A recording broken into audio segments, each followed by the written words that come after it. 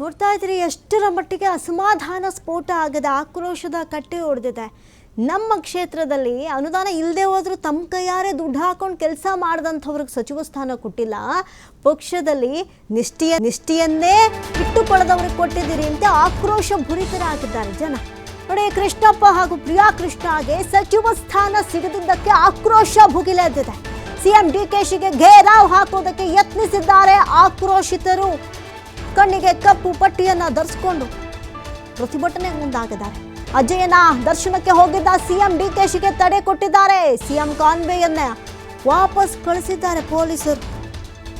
ನೋಡಿ ಎಷ್ಟರ ಮಟ್ಟಿಗೆ ಆಕ್ರೋಶ ಭುಗಿಲೇಳ್ತಾ ಇದೆ ಅಂತ. ಟೈರ್ಗೆ ಬೆಂಕಿ ಹಚ್ಚಿ ರಸ್ತೆ ತಡೆ ನಡೆಸಿ ಪ್ರತಿಭಟಿಸಿದ್ದಾರೆ ಬೆಂಬಲಿಗರು.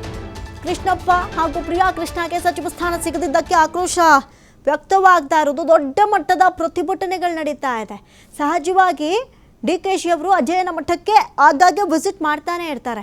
ಇವತ್ತು ತೆರಳಿದಂಥ ಸಂದರ್ಭದಲ್ಲಿ ರಸ್ತೆಗೆ ಅಡ್ಡಲಾಗಿ ಟೈರ್ಗಳನ್ನು ಇಟ್ಟು ಬೆಂಕಿ ಹಚ್ಚುವಂಥ ಕೆಲಸಕ್ಕೆ ಮುಂದಾಗಿದ್ದಾರೆ.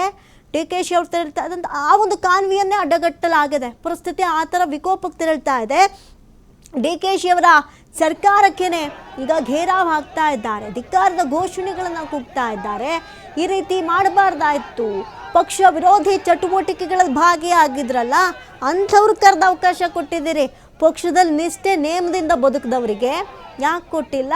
ಇದು ಅನ್ಯಾಯ. ಏನಾದರೂ ಇದು ಹಿಂಗೆ ಮುಂದುವರೆದಿದ್ದೆ ಆದಲ್ಲಿ ಅಥವಾ ಸಿಗದಿದ್ದ ಪಕ್ಷದಲ್ಲಿ ನಾವೇನು 600ರಿಂದ 800 ಜನ ಪದಾಧಿಕಾರಿಗಳಿದ್ದೀವಿ, ಕಾಂಗ್ರೆಸ್ನ ಕಾರ್ಯಕರ್ತರಿದ್ದೀವಿ, ನಾವು ಸಾಮೂಹಿಕವಾಗಿ ರಾಜೀನಾಮೆ ಕೊಡ್ತೀವಿ ಅನ್ನುವಂಥ ಎಚ್ಚರಿಕೆಯನ್ನು ಕೊಡ್ತಾ ಇದ್ದಾರೆ. ಎಲ್ಲ ಒಂದು ಕಡೆ ಬಹುಶಃ ರಾಜ್ಯದ ನಾಯಕರು ಒಬ್ಬರೋ ಇಬ್ಬರೋ ಈ ರೀತಿಯಾದಂಥ ಡಿಸಿಷನ್ ತೊಗೊಂಡ್ರೆ ಕೊಟ್ಬಿಡ್ಲಿ ಅನ್ಬೋದಿತ್ತು.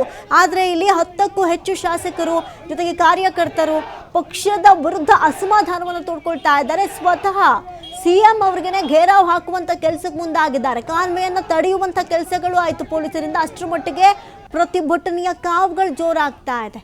ನೋಡ್ತಾ ಇದ್ದೀರಿ ಎಲ್ಲೆಡೆಯೂ ಈ ಒಂದು ಸಚಿವ ಸ್ಥಾನದಲ್ಲಿ ತಮ್ಮ ನೆಚ್ಚಿನ ನಾಯಕನಿಗೆ ಅವಕಾಶ ಸಿಕ್ಕಲಿಲ್ಲ ಅಂತ ಯಾವ ರೀತಿಯಾಗಿ ಅಸಮಾಧಾನ ತೋಡ್ಕೊಳ್ತಾ ಇದ್ದಾರೆ.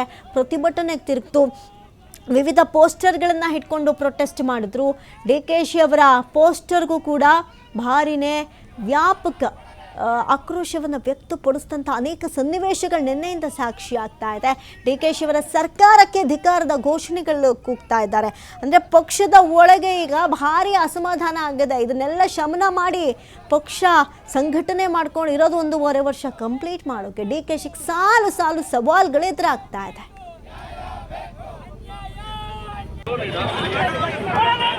ಕೊಡಲೇಬೇಕು